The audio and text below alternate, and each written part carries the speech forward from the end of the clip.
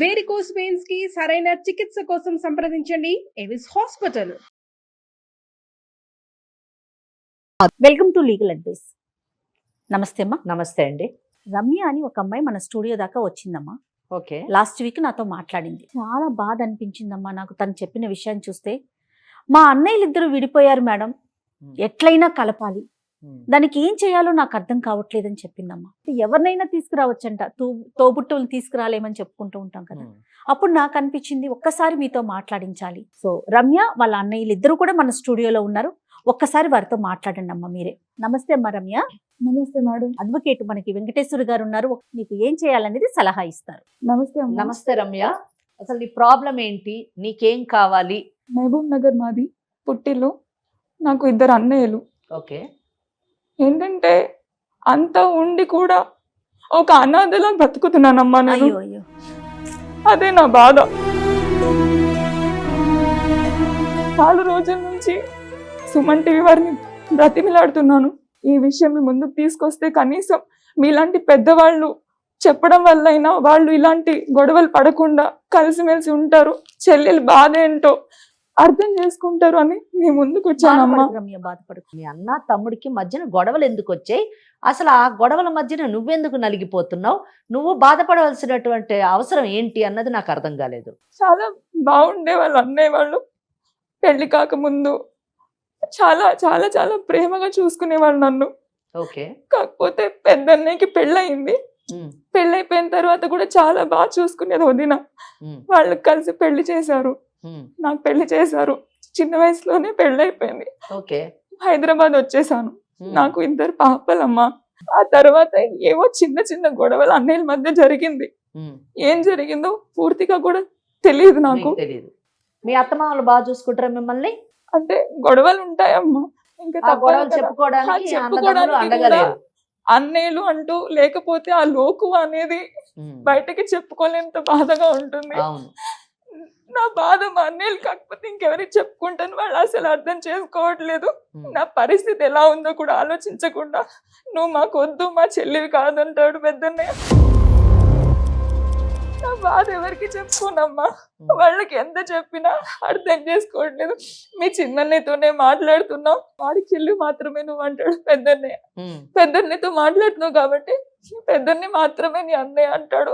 సాధారణంగా మీరు అన్నట్టుగా ఆడపిల్లకి అత్తమామల నుంచి ఆరడిలు ఉంటాయి, లేదా ఆడపడుచుల నుంచి కష్టాలు ఉంటాయి. ఇక్కడ అన్నదమ్ములు సరైనటువంటి అండగా నిలబడకపోవడం వల్ల అక్కడ ఈ అమ్మాయి అత్తగారింట్లో చులకనగా ట్రీట్ చేయబడుతుంది. ఏమ్మా రమ్య, నీకు అలాంటిది ఏమైనా ఇబ్బందులు పడుతున్నావా? పడుతున్నాను మేడం. ఆ విషయం అన్నయ్యకి చెప్దామన్నా కూడా అవకాశం కూడా నాకు ఇవ్వట్లేదు. ఏ అన్నయ్య నీతో ఎక్కువ క్లోజ్ గా, ఇప్పుడు ప్రెసెంట్ క్లోజ్ గా ఉంటున్నారు? చిన్నన్నయ్య కాంటాక్ట్ లోనే ఉన్నాడు మేడం. కాకపోతే చిన్నన్నయ్యతో మాట్లాడుతున్నానని పెద్దన్నయ్య మాట్లాడడం మానేశాడు. చిన్నన్నయ్య కూడా వివాహం జరిగిందా, మరి పెళ్ళైపోయిందా? అవ్వలేదు మేడం. అన్నయ్య చదువుకుంటున్నాడు, పెద్దన్నయ్య చదివించాడు.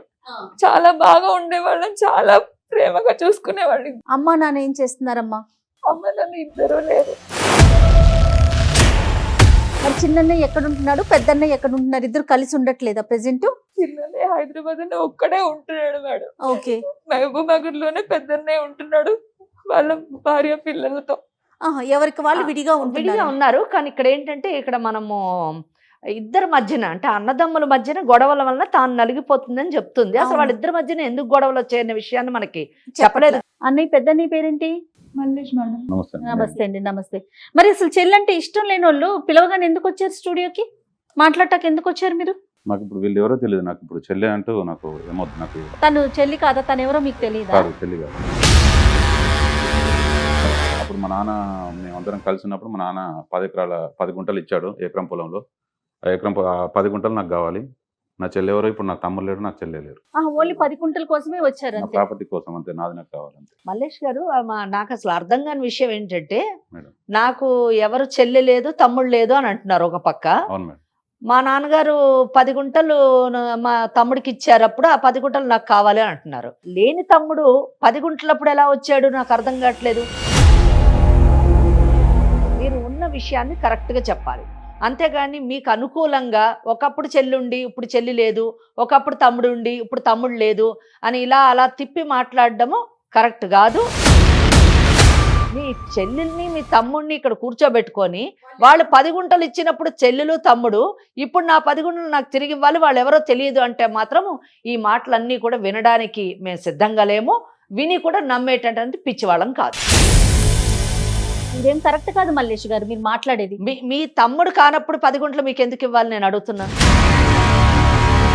చెప్పండి, కరెక్ట్గా చెప్పండి. మా అమ్మగారు చిన్నప్పుడే చనిపోయారు. చనిపోయిన తర్వాత మా నాన్నగారు ఇంకో వివాహం చేసుకోవడం జరిగింది. మళ్ళీ రెండో పెళ్లి చేసుకున్నారు.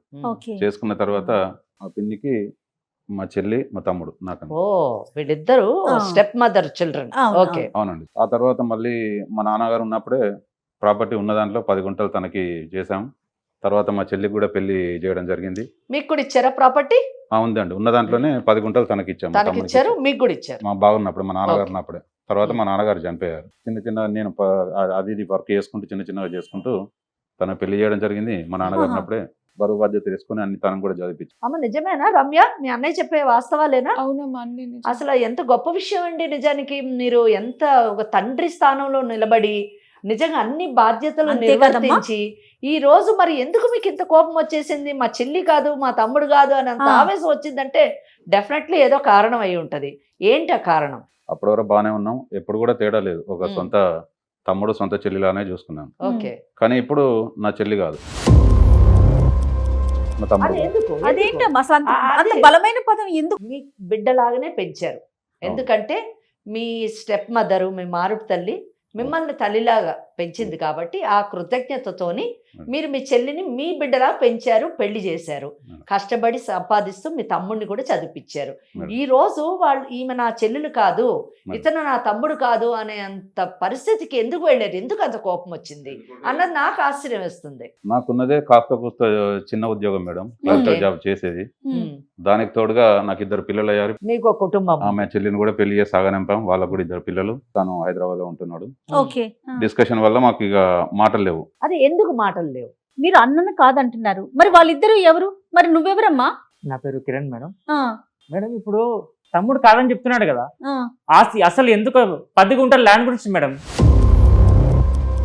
కేవలం భూమి గురించి. నానున్నప్పుడు అన్ని ఒప్పుకున్నాడు, అన్ని ఒప్పుకొని ల్యాండ్ రాసిచ్చి అన్ని చేసిండు. ఇప్పుడు మళ్ళీ అన్ని అయిపోయి ఏదో పెళ్ళని చెప్పిన మాటలు వినేసి ఇప్పుడు ల్యాండ్ అని చెప్పి పడుతున్నాడు. కాదు, నేను ఇది ఒప్పుకోవట్లేదు. తండ్రి స్థానంలో నిలబడి నిజంగా గొప్ప త్యాగం చేశాడు. తన చెల్లెల్ని తన కొన్న కూతురులాగా పెంచి పెళ్లి చేశాడు. అలాగే తమ్ముడిని కూడా కొడుకులాగా చూసుకుంటూ తన కష్టపడుతూ సంపాదించి అబ్బాయిని చదివించాడు. అంతేకాకుండా 10 గుంటలు ఆస్తిని తండ్రి ఇస్తుంటే కూడా ఏం వ్యతిరేకించకుండా ఇవ్వడం జరిగింది. ఈ రోజు వచ్చి 10 గుంటల గురించి ఇలా మాట్లాడుతున్నాడు, ఇంత స్వార్థపరుడు అని కిరణ్ చెప్పడం ఎందుకో నాకు అది కరెక్ట్ కాదు అని అనిపిస్తుంది. అబద్ధం ఆడాల్సిన అవసరం లేదు మేడం. ఓకే. ఇప్పుడు తను ఒక అన్నగా వచ్చి తమ్ముడు ఇది నా పరిస్థితి, ఇది ఇవ్వు అని చెప్తే నేను ఇస్తాను. అది కాకుండా తను మాట్లాడిన మాటలకి నాకు కోపం వచ్చింది మేడం. అసలు ఒక తమ్ముడు అలా మాట్లాడతారా? ఏం మాటలు తెచ్చాయి మీకు? మేడం ఇక్కడ ఇంత చిన్న మాట్లాడుతున్నాడు, అసలు ఏమన్నాడు? ఉంచుకున్న దానికి పుట్టాడు అన్నాడు మేడం. అలా మాట్లాడతాడు ఎవరన్నా? తమ్ముని అలా వింటారు ఎవరన్నా? ఎలా మాటలు విని మొత్తం ఇలా ఇప్పుడు ఆస్తి కోసం ఎక్కువ వస్తున్నాడు ఈయన.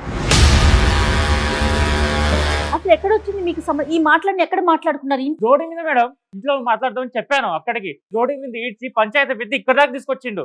కనీసం తమ్ముడు చల్లి ఏం లేదు మేడం మనకి. అంత గౌరవ మర్యాద ఇచ్చినాం కాబట్టి ఈ రోజు ఇక్కడికి వచ్చినా నేను. అది కూడా లేకుండా ఉంచుకుందాం పుట్టావు.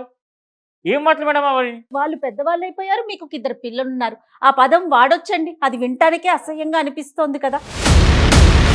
నానున్నప్పుడు అన్ని ఒప్పుకొని సంతకం పెట్టినవాడు ఇప్పుడు వచ్చి ఏదో పెళ్ళని చెప్పిన మాటలు వినేసి ఇప్పుడు వచ్చి నువ్వు కూడా ఆస్తి పదే కావాలని పదే చెప్తున్నాడు. కాదమ్మా, నువ్వు కూడా పదే పెళ్ళామని చెప్పింది ఆ మాట నువ్వు కూడా వాడకూడదు నాన్న. చెప్పిందో లేదో మీకు మీకు తెలియదు కదా, ఆవిడ మిమ్మల్ని పెంచింది కదా. ఆవిడ కూడా తల్లితో సమానమే కదా. నువ్వు ఆ మాట అనకూడదు, మీరు అసలు ఆ పదాన్ని వాడకూడదు. అది వినటానికి చాలా అసహ్యంగా అనిపిస్తోంది. అంటే ఒక పెద్దరికం స్థానంలో ఉన్నారు, మీరు అనవలసిన మాటేనా అది? ఇప్పుడు బాగానే ఉన్నాం మేడం, ఇప్పుడు బాగాలేము. పైగా నా సొంత తమ్ముడు కాదు కదా. చెప్పిన మాటలు వినేసి ఈ రోజు వచ్చేసి అరే నాకు ఇలాంటి కావాలి, నాకు సంబంధం లేదంటే ఎట్లా మేడం అవన్నీ? చూసారా, పిల్లని చెప్పిన మాటలు అంటున్నారు. మీరు మీరు ఉంచుకున్నామే బిడ్డలు అని ఆ మాట ఎందుకు ఉపయోగించారు ఒకసారి చెప్పండి నాకు. అది కరెక్ట్ కాదు కదా. ఎందుకంటే ఇక్కడ లీగల్గా నేను ఒక లాయర్గా నేను మాట్లాడాల్సి వస్తే వాళ్ళ తల్లి ఉంచుకున్నామే కాదు, మీ తల్లి మరణించిన తర్వాత వాళ్ళ తల్లిని మీ తండ్రి పెళ్లి చేసుకున్న తర్వాత ఆమె సాంప్రదాయంగా పెళ్లి అనేటటువంటి డెఫినేషన్ లోనే వస్తుంది. ఆమె భార్య స్థానంలో వచ్చింది. మీరు ఆ మాట అనడానికి లేదు. ఎందుకు అన్నారు ఆ మాట అనవలసిన పరిస్థితి ఏమొచ్చింది? అప్పుడు బాగానే ఉన్నారు, అప్పుడు కలిసి ఉన్నాము, అప్పుడు అంటే ఇచ్చాము. అప్పుడు భార్య ఇప్పుడు నాకు అప్పుడు కావాలి తల్లి కాబట్టి. అవుతుంది, అప్పుడు తమ్ముడు చెల్లి అవుతారు, ఇప్పుడు ఇప్పుడు కాకపోతారా? నాకు పెళ్ళైంది, నాకు మరి పిల్లలు ఉన్నారు ఇందాక మేడం. పిన్ని గారు కూడా గౌరవంగా మంచిగా చూసుకుని చెప్పారు. అలాంటి ఆమెని అంత మాట అనొచ్చా? నా కుటుంబ పోషణకు నాకు ఉండాల్సిన బరువు బాధ్యతలు నాకున్నాయి. నాకు కరెక్టే, మీ ఇద్దరు బరువు పిల్లలు. బాధ్యతల అప్పుడు గురించి ఏం లేవు. మిమ్మల్ని పెంచిన తల్లిని అంత మాట అనకూడదు కదా, అది నేను అంటున్నాను. నాకు సొంత వాళ్ళు కాదు కదా, ఇప్పుడు నాకు లేరంటున్నాను. అప్పుడు ఇచ్చిన ప్రాపర్టీ నాది నాకు కావాలి. అప్పుడు ఆ మాట వల్లనే ఈ తగాదా వచ్చింది, మీ మధ్యన ఈ డిఫరెన్సెస్, ఈ గ్యాప్ వచ్చింది. ఆ మాట మీరు ఎందుకు అన్నారు? ఒకవేళ మీరు తప్పుగా ఆవేశంలో అని ఉంటే కానీ అది వెనక్కి తీసుకోవాల్సినటువంటి పరిస్థితి కిరణ్ మీదే. ఇది ఒక్కటేనా? మేడం ఇప్పుడు తమ్ముడిని అడిగే పద్ధతి ఉంటుంది. ఆ పద్ధతి కాకుండా ఉంచుకుందాక పుట్టావు, పెళ్ళని చెప్పిన మాట నేనంటే దానికి రివర్స్ తిరిగి మళ్ళీ చెల్లిని దూరం పెట్టడం, చెల్లిని మాట్లాడడం, ఇవన్నీ కరెక్టా మేడం? తప్పు. 30 నిమిషాలలో నొప్పి లేకుండా వేడికోస్ వెయిన్ చికిత్స ఆవేశ హాస్పిటల్ హైదరాబాద్. అంత చిన్న విషయాన్ని రోడ్డుకి ఇచ్చి పంచాయతీ పెట్టి ఇక్కడ దాకా తీసుకొచ్చిండు. ఇదేమైనా మంచిదా మేడం? అవును, ఉంచుకునే దానికే పుట్టిన చూడ మళ్ళీ ఉంచుకునే దానికే పుట్టింది కదా. అప్పుడు నాకు లేదు కాబట్టి ఏ? నాకు ఇవ్వమంటున్నాను. నాది నాకు ఇచ్చేయాలి, మంచిగా మాట్లాడు నువ్వు. నాది నాకు ఇచ్చేయాలి అంతే. నాకు ఏ ల్యాండ్ ఎక్కడానికి అమ్మని అట్లా అంటారా? ఎవడన్నా నీకు? నువ్వు లేవు, నీ చెల్లి లేదు, ఎవరు వద్దున్నారు? సొంతంగా మాట్లాడుకోవడానికి కొట్టుకోవడానికి రాలేదు. మనం ఇక్కడ ఒక అడ్వకేట్ ని పెట్టుకొని కూర్చుని మేడం ఉన్నాం. మీరే చెప్పండి మేడం, తను దయచేసి మాట్లాడుతుంది మీ చూస్తున్నాను కదా. సమస్యని పరిష్కరించుకోవడానికి ఇక్కడికి వచ్చారు, అది గుర్తుంచుకోండి. నా చెల్లి దయచేసి కూడా మీ వాడితో ముగ్గురు కూడా. మాట్లాడితే నాతో మాట్లాడకూడదు. అసలు ఏం మాట్లాడుతున్నారండి మీరు? మాట్లాడేది వింటుంటే మాకే కోపం వస్తా ఉంది. అవును, ఏంటి అసలు మల్లేష్? నాతో అసలు మాట్లాడదలుచుకుంటే వాడితో మాట్లాడకూడదు, కట్ చేయాలి. ఇది ఎక్కడ న్యాయం?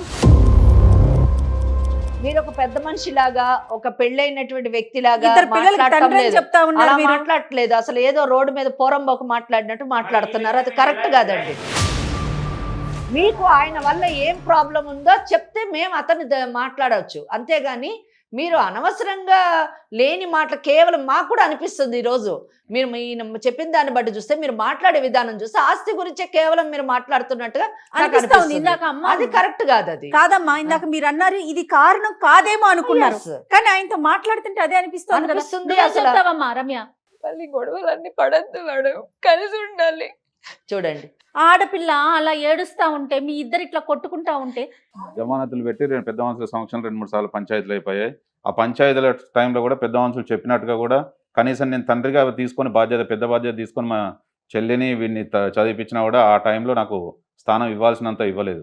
నా మాటగా జవదాటి నేను ఇంట్లో మాట్లాడుకుందాం అని చెప్పి పరిష్కారం చేసుకుందాం అంటే కూడా అప్పుడు వినాల్సిన రకంగా వినలేదు. తప్పుడు మాటలు మాట్లాడండి. తప్పుడు మాటలు ఏం మాట్లాడారు? తప్పుడు మాట్లాడంటే పిల్లని చెప్పుడు మాటలు వింటున్నాడు. వింటున్నాడని మీ పంచాయతీలో భార్యను అగౌరవపరిచారు. అక్కడ కూడా ఒక అక్కడ కూడా రకంగా 10 తల్లి మంది. లాంటిది, అంటే వదిన వరుస Okay. కదా, ఒక తల్లి స్థానం ఇచ్చి మీరు ఇద్దరిని అది కూడా hurt అయ్యారు. చూసుకోవడం కూడా హట్ అయ్యారు. అక్కడ కూడా నాకు విలువ లేదు. రోడ్డు మీద పడేశారు. అక్కడ కూడా బజార్కి ఇచ్చి నాకు పరువు తీయాల్సిందంతా తీసేశారు.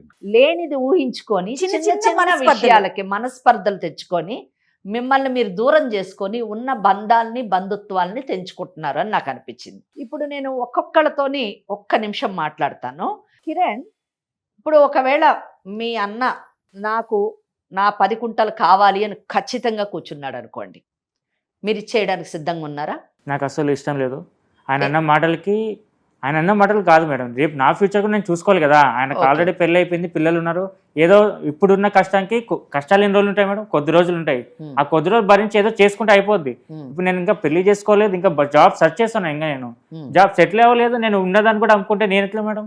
ఓకే, మీరు ఎట్టి పరిస్థితుల్లోని మీకు ఇవ్వడానికి ready. ఇచ్చినటువంటి 10 గుంటాలు తిరిగి ఇవ్వడానికి మీరు ఇష్టపడటం లేరు. ఆస్తికే ప్రాముఖ్యత ఇస్తున్నారు కానీ మీ అన్న ఆ బంధానికి, బంధుత్వానికి మీరు ప్రాముఖ్యత ఇవ్వటం లేదు. సరే, మీరు పెంచినటువంటి తమ్ముడు మీకంటే వయసులో చిన్నవాడు, ఇంకా జీవితంలో సెటిల్ కానటువంటి వాడు, మీ అంతటా మీరు మీ ఇష్టంతో 10 కుంటాలు ఇచ్చారు. ఇప్పుడు ఇవ్వని అంటున్నాడు కాబట్టి, పోతే పోనీ నా బిడ్డ తీసుకున్నాడు, ఆడ ఎక్కడున్నా బాగుండాలి అనే ఆలోచనతో మీరు వెనక్కి వెళ్ళిపోయేటటువంటి అవకాశం ఉందా? లేదు. ఎందుకు? నాకు రోడ్ మీద పడేసారు, బజార్కి ఇచ్చారు కదా, నాకు తీయాల్సిన పరువు ఓకే, అంటే మీ 10 కుంటాలు ఆయన ఇస్తే మీ ఆ పరువు పోయిన పరువు వస్తుందా? నాకు ప్రాపర్టీ ముఖ్యం మేడం, నాకు ప్రాపర్టీ కావాలి. సో మీ తమ్ముడికి ఆస్తే కావాలి, మీకు ఆస్తే కావాలి. రమ్య, నేను ఒక విషయం అడుగుతాను. మీరు విన్నారు కదా ఇప్పుడు మాట్లాడింది, మీ అన్నను తమ్ముడును వీళ్ళిద్దరికి ఆస్తులే కావాలట. మరి మీకు కూడా ఆస్తి కావాలా? వద్దమ్మా, నాకు ఆస్తుల మీద ఎలాంటి ఆశ లేదు. నాకు కావాల్సింది మా అన్నయ్యలు, వాళ్ళ ప్రేమ మాత్రమే కావాలి నాకు. ఈ ఆస్తి మీద ఏం చేసుకోవాలో మా ఆస్తి మీరు చెప్పండి.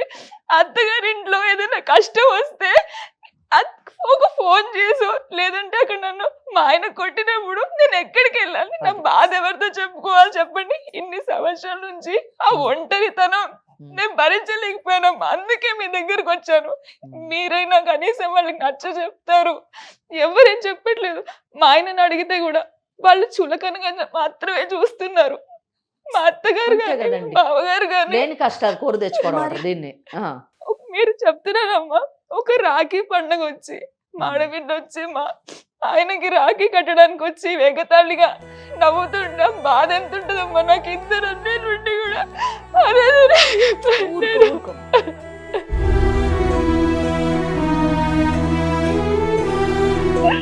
ఎన్నిసార్లు ఫోన్ చేసి కూడా అన్నయ్యతోనే మాట్లాడుకోపో అంటారు. నాకు ఇద్దరు ఆడవాళ్ళకి ఎన్ని రకాల కష్టాలు ఉంటాయి, ఆ కష్టాలు ఎలా పుట్టుకొస్తాయి అన్నది ఈ కేసు బట్టి అర్థమవుతుంది. వాళ్ళకి చెవులు కుట్టించడానికి తీసుకెళ్తే మేనమామే కుట్టాలి, కానీ వాళ్ళకి లేదమ్మా. మల్లేష్, నా చెల్లెలు కిరణ్తో మాట్లాడుతుంది కనుక నేను మాట్లాడను, నాకు వాళ్ళు లేనట్టే, నాకు ఆస్తే కావాలని అన్నావు కదా. నాకు తెలియదు ఆమె బాధను నువ్వు ఎంత అర్థం చేసుకున్నావో. ఆ మాటలు ఆ బాధ వింటుంటే హృదయం ద్రవిస్తుంది, కళ్ళల్లో నీళ్లు తిరుగుతున్నాయి. చూసావా నీ చెల్లెలు ఎంత బాధపడుతుంది, అక్కడ అత్తగారింట్లో ఎన్ని అవమానాలకు లోనవుతుంది. నువ్వు నీ తమ్ముడు కలిసి ఆ అమ్మాయి జీవితాన్ని నరకం చేస్తున్నారు. అత్తింట్లోని సుఖంగా ఉండాల్సిన అమ్మాయి యొక్క జీవితాన్ని అవమానాల పాలు చేస్తున్నారు. ఇది మీకు ఎంత మటుకు సమంజసం చెప్పండి? ఇప్పుడైనా అసలు నిజంగా రేపు మీ బిడ్డలకి, రేపు మీకున్నటువంటి బిడ్డలు లేదా రేపు అబ్బాయికి పెళ్ళి పిల్లలు పుడితే ఆ పిల్లలు ఇదే స్థానంలో కూర్చుంటే మీరు తండ్రులుగా భరించగలరా చెప్పండి, ఆలోచించండి. కిరణ్, హాస్పిటల్ ఉన్నానమ్మా. నేను సిజరీన్ అయినప్పుడు పాప పుట్టినప్పుడు చాలా హెల్త్ పాడైపోయింది. మీ అత్తగారు ఎలా చూస్తారో తెలుసు కదమ్మా. ఎవరు పట్టించుకునే వాళ్ళు కాదు. వదిన అమ్మ కదమ్మా, వదిన వచ్చి చూసుకోవాలి నన్ను అమ్మలాగా. ఆ టైంలో అమ్మలేని ఆ బాధ ఎవరికి చెప్పుకోదమ్మా నేను. ఆ టైంలో అత్తగారు చీచీదూదు అంటుంటే భరించలేకపోయేదాన్ని నేను. ఎన్నిసార్లు ఫోన్ చేసినా పట్టించుకునే వాళ్ళు కాదు. నువ్వు చదువుకుంటున్నావు కదా కిరణ్, నువ్వేమంటావు చెప్పు చూడు. నీ చెల్లెలే కదా, నీ సొంత చెల్లెలు ఇంత బాధపడుతుంది. 10 గుంటాలు అన్నకి ఇవ్వడానికి నువ్వు సిద్ధంగా లేవు. చెల్లెలు జీవితం ఎటన్నా పోని. అండ్ మల్లేష్, మీరు బిడ్డలా పెంచారు, పెళ్లి చేశారు. చేసినటువంటి బిడ్డ మీ ముందు కూర్చొని ఏడుస్తుంది. మీకు కూడా ఒక ఆడ కూతురుంది. ఆ కూతురు ఇలా కూర్చొని ఏడుస్తే ఆమె పరిస్థితి ఏంటి నాకు కూడా చెప్పండి. ఒకప్పుడు చెల్లి అంటే ఆడబిడ్డ అంటే నాకు కూడా మరి ఈ- కానీ మరి ఇష్టమే 10 ఉండదు గుంటలు ఎక్కువైంది కదా చెల్లెల కంటే. మేడం. నాకు వాడితో మాట్లాడుతుందని చెప్పి నేను అంత అవును, ఎందుకు మాట్లాడుతుంది? తెగతెంపులు చేసుకున్నాను మేడం. ఎందుకు మాట్లాడుతుంది? తమ్ముడు 1, 2 ఆ బాధల తన పడే కష్టాలు తన మనసు ఎవరితో పంచుకోవాలి మీరు మాట్లాడినప్పుడు ఇంకెవరితో మాట్లాడుతుందండి? చెప్పండి. అమ్మ ఇట్లా కాదమ్మా. నేను- ఒకవేళ కోర్టుకి వెళ్తారు అనుకుందాం, Yes. అసలు అప్పుడు ఎలా ఉంటుంది ఏంటి అనేది ఒక్కసారి చెప్పండి అమ్మ. అప్పుడైనా వీళ్ళకి అర్థం అవుతుందేమో అనిపిస్తోంది. కీలెంచి వాత పెట్టాలని ఒక సామెత ఉంది అవును కదా. అవును. ఇలాంటి వాళ్ళకి ఆ. అంటే ఇట్లాంటి మూర్ఖులకి అని చెప్పాలి, నిజం చెప్పాలి. ఇది మూర్ఖత్వమే. ఇప్పుడు నేను మాట్లాడిన తర్వాత మీ అన్నదమ్ములు ఇద్దరు మనసులు మార్చుకొని మనం జీవితాంతం బ్రతికున్నంత కాలం మనం ముగ్గురు కలిసి ఉంటామని ఒక నిర్ణయానికి వచ్చి వెళ్ళారా? సరే. లేని పక్షంలో మీ జీవితం ఏమవుతుందో చెప్తాను నేను. ఇప్పుడు గొడవంతా కూడా ఆస్తి గురించి వచ్చింది. ఇండియన్ సక్సెషన్ యాక్ట్ అనే ఒక చట్టాన్ని అమెండ్మెంట్ చేశారు, మార్పు తీసుకొచ్చారు.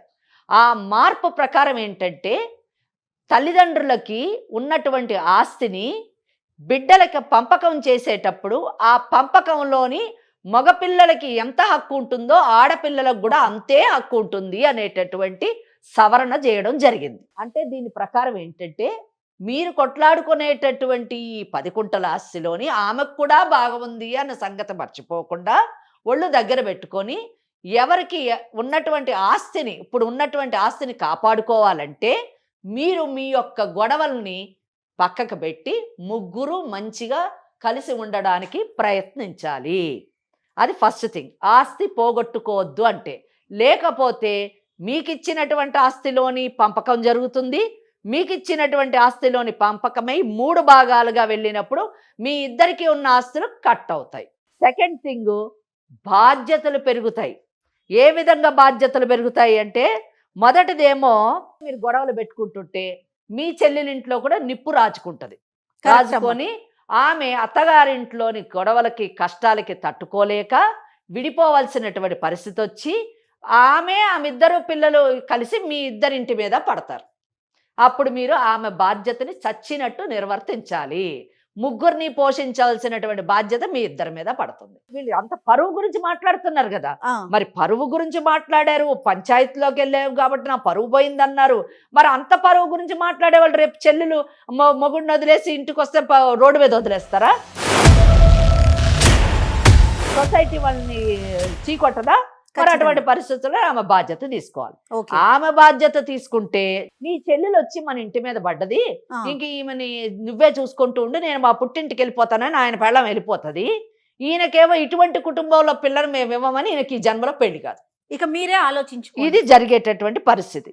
సో ఇటువంటి పరిస్థితుల్లోని మీరు కాంప్రమైజ్ అయ్యి ఎందుకు వచ్చిన గొడవలు అని చెప్పేసి ఎవరు ఏ స్థానంలో ఇప్పుడు ఉన్నారో ఆ స్థానంలోనే ఆ ఆస్తులను ఎంజాయ్ చేస్తూ మీ ఫ్యామిలీస్తో మంచిగా ఉండి మీ చెల్లెల్ని బాగా చూసుకొని మీ చెల్లెల అత్తగారు వాళ్ళకి మా చెల్లెలకి మేము ఉన్నాము, కష్టమైన నష్టమైన ఆమెకు పుట్టిల్లుంది, పుట్టింట్లోని అన్నదమ్ములు ఉన్నాము అనేటటువంటి భరోసా ఇచ్చారా? సరే సరే, లేని పక్షంలో మీకున్న కుటుంబాలు పాడైతాయి, మీకున్న ఆస్తి కూడా ముక్కలయ్యేటటువంటి అవకాశం ఉంది. రమ్య, విన్నావుగా మేడం ఏం చెప్పారని? సో దీని పర్యవసానం ఈ విధంగా ఉంటుంది. మీ ఇద్దరు అన్నయ్యలు విన్నారు, నువ్వు విన్నావు. నీ అభిప్రాయం చెప్పు. నాకు మా అన్నయ్యలే కావాలి మేడం. వాళ్ళ మీద కేసు పెట్టాలని కూడా నాకు ఎప్పుడు అలాంటి ఆలోచన కళలో కూడా రాదు. కేవలం వాళ్ళతో ప్రేమగా ఉండాలి. స్వచ్ఛమైన ప్రేమ కనిపిస్తుంది కదమ్మా. కిరణ్, అలా అయితే వెళ్ళండి, కోర్టుకెళ్ళండి. మీ చెల్లెలకు మీరు కావాలంటున్నారు, మీరేమో వద్దంటున్నారు కాబట్టి మీకు ఆస్తే కావాలంటే కోర్టుకెళ్ళండి. ఆమె తరఫున నేను వాదిస్తాను.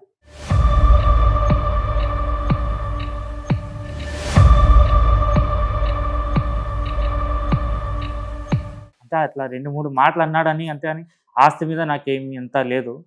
ఆయన ఏదో అన్న మాటలకి నాకు కొంచెం కోపంలో చెల్లి వచ్చిన పట్టించుకోకుండా, నాకన్నా అన్న ఎక్కువ అన్న అంత ప్రేమ అంతా తను అన్నకి చూపిస్తుందేమో నేను బాధపడ్డాను, అంతేగాని తన మీద నాకు ఎలాంటి లేదు. సో నా చెల్లి నేను దూరం చేసుకోవాలని ఏదో ఆస్తి కోసం అన్నం దూరం చేసుకుని అనుకోవట్లేదు. అన్నకి ఇచ్చేస్తాను కావాలంటే, అందులో నా కష్టంతో నేను పైకి వస్తాను. Very good, very good. ఎందుకంటే నీ చెల్లెల బాధను అర్థం చేసుకోవడం ఒక ఎత్తు అయితే భవిష్యత్తు భయానకంగా చేసుకోకపోవడం ఇంకొక. మంచి నిర్ణయం అమ్మా. చాలా మంచి. మల్లేష్ గారు, వాళ్ళిద్దరు కలిసి నాది కూడా నేను ఒక్కరిని కూడా ఎందుకు బ్లేమ్ అవ్వాలని నాకు కూడా ఆలోచన ఉంది మేడం. తల్లి లాంటి వదిలేని ఒక మాట అన్నాడని చెప్పి బాగా నన్ను కూడా పరువు తీసినట్టు మాట్లాడండి కాబట్టి అక్కడ నేను కొంచెం మనస్తాపం అయిపోయాను. కిరణ్, విన్నావు కదా, నిన్ను పెంచింది కదా ఆవిడ్ని గౌరవించాలి కదా. అదే అమ్మే ఒక మాట నింది అనుకో, సర్దుకుంటారు కదా మీరు. అంతే కదా. మీ అమ్మ పెంచిందని మీ అన్న తన కష్టపడి త్యాగం చేసి మిమ్మల్ని పెంచాడు. మిమ్మల్ని పెంచినటువంటి వదిన్ని మీరు గౌరవించాలి తల్లిలాగా. మరి ఆస్తి విషయం ఏం చేద్దాం మల్లేష్ గారు? వాళ్ళిద్దరు నాతో కలిసి ఉంటే నాకు అంత అదే పెద్ద ఆస్తి. వెరీ గుడ్, వెరీ చాలా సంతోషించాలి. చాలా చిన్న చిన్న గొడవలమ్మా, మనస్పర్ధలు అంతే.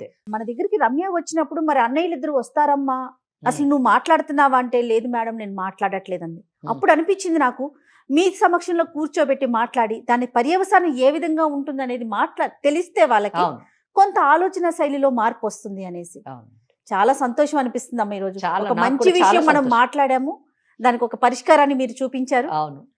ఏమంటావు రమ్య? చాలా చాలా ఆనందంగా ఉంది. ఇప్పుడు నేను మనసులో తల్లి వచ్చిన కానీ చేడుస్తూనే ఉన్నావు. చాలా చాలా ధన్యవాదాలు అమ్మా. మరుగున పడుతున్న ఆప్యాయతల్ని కాపాడేటటువంటి అవకాశం చాలా అరుదుగా లభిస్తుంది. ఆప్యాయతల్ని కాపాడేటటువంటి కేసులు చాలా తక్కువ వస్తాయి. అవునమ్మా. ఈ ప్లాట్ఫామ్ మీద ఇటువంటి కేసు రావడము, సెటిల్ చేయడము నిజంగా చాలా నాకు కూడా ఒక తృప్తినిచ్చింది అని చెప్పచ్చు. రైట్ అమ్మా, థ్యాంక్ యూ సో మచ్ అమ్మా. ఎప్పుడు కూడా బంధాలని బంధుత్వాలని పోగొట్టుకోకండి. ఆస్తులు ఏమున్నాయి సంపాదించుకోవచ్చు, కానీ బంధాలను సంపాదించుకోవడం చాలా కష్టం. ఓకేనండి, రైట్. నమస్తే.